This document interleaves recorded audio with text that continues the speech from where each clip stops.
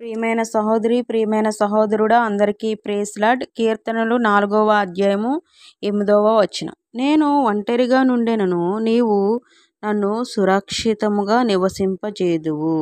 హల్లెలూయా. జీవితంలో కొన్నిసార్లు ఒంటరి అయిన పరిస్థితులు ఎదురవుతూ ఉంటాయి.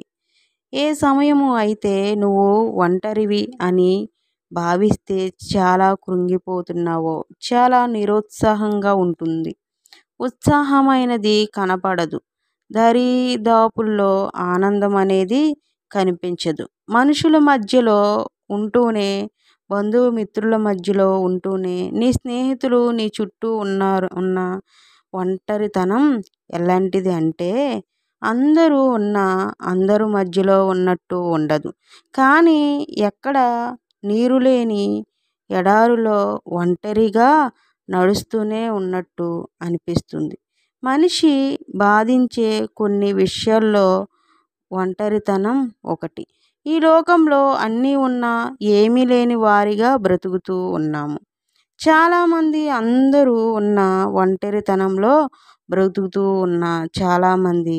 దీనికి గల కారణం పరిస్థితులు మార్చివేసేది చాలామంది.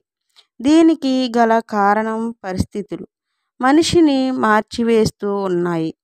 చూడండి, చెరువు నిండా నీళ్లు ఉంటే బెకబెక బెకబెక బెకబెక బెకబెక బెకబెక అని ఉరుసుల్లో ప్రతి కప్ప చెరువు చుట్టూ ఉంటుంది. ఏమిటి కప్పలారా ఇక్కడికి వచ్చారు అంటే, చెరువు మా బంధువు. ఏంటది?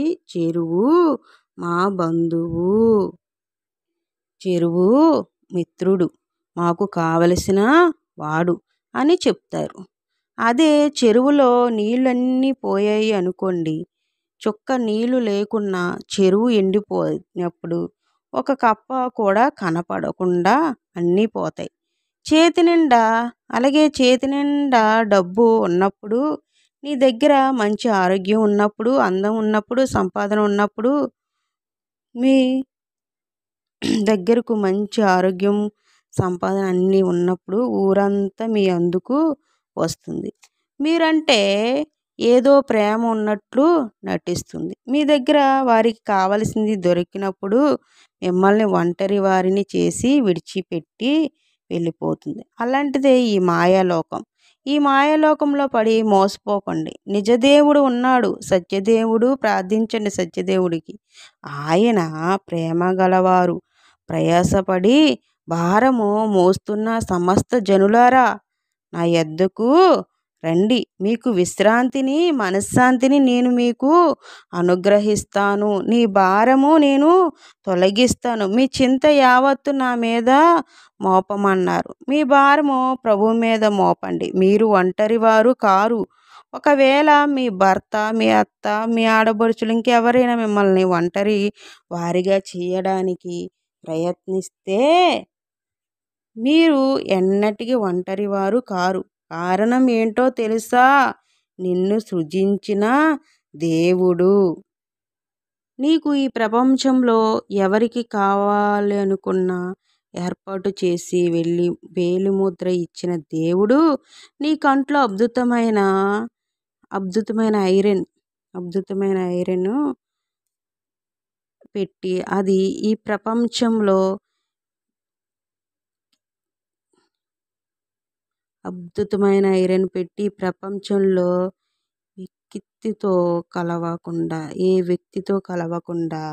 ఏ వ్యక్తితో కలవకుండా అంత స్పెషల్గా మిమ్మల్ని కలుగజేసిన దేవుడు మీకు తోడుగా అయినప్పుడు you are special to God. Amen. Special to God. తల్లి గర్భంలో నువ్వు ఉండగా నిన్ను ఎరిగి ఉన్నవాడు.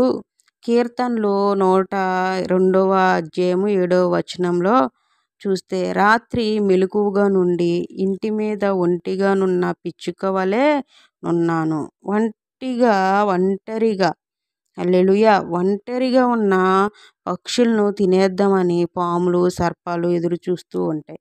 రాజు అయిన దావీదు ఒంటరిగా నిలిచి ఉన్నప్పుడు ఆ ఒంటరితనంలో తన దేవుణ్ణి బట్టి తనకు తాను ధైర్యము చెప్పుకున్నాడు.